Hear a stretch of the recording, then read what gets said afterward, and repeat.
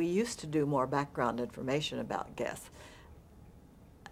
Because television was new, people were not that familiar even with the top officials as they are today. Today you're not going to go into the history of Colin Powell because everybody knows what, more or less, who's watching that program knows who he is and what's been.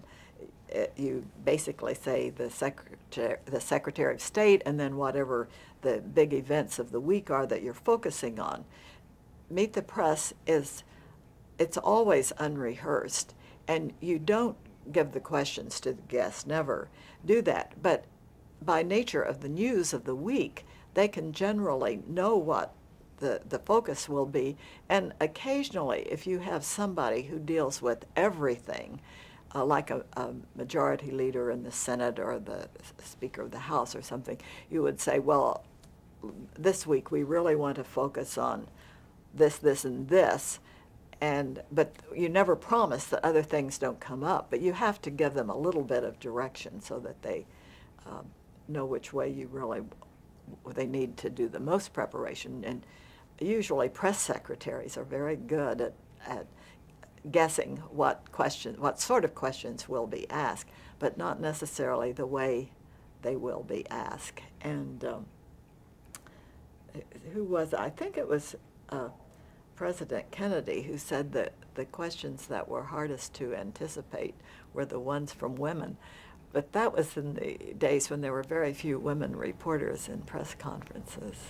Well, Meg Craig would come out with questions that would floor a lot of our guests too, but they would be related to news, but they would just be from a different approach and something that she was especially interested in. When we had a panel of reporters, we tried to have, usually if there were 4 reporters, 2 generalists, 2 specialists. If there was a special subject, like you were talking about agriculture or nuclear weapons, you didn't want everybody to be an expert on it because you would turn off a lot of the audience. You had to have questions that a layman could understand. Spivak always considered himself a generalist, and I think Tim does too.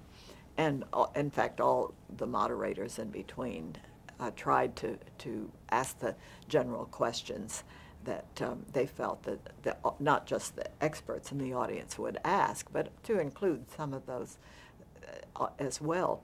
But in my first days, one of my jobs was to become very familiar, try to become familiar with which reporters cover which subjects, so that I would know which ones that we might want as specialists, but beyond that, which ones were good questioners.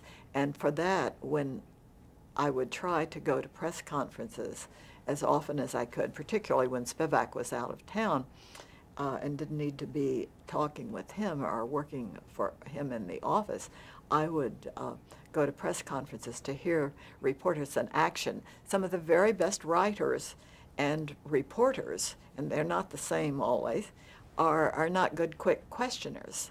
Some are, some can do both, but they are the rare types and they're the ones you see the most. But questioning is a different art. They have to sort of have the story in their head before they start and be able to get it out quickly to be a good quick questioner. But also we felt always, and I certainly do, that reporters who appear on Meet the Press need to have done some brush up themselves that week on the things that are likely to come up, so they have the facts there and that they don't make some general comment that, well, somebody said this week this.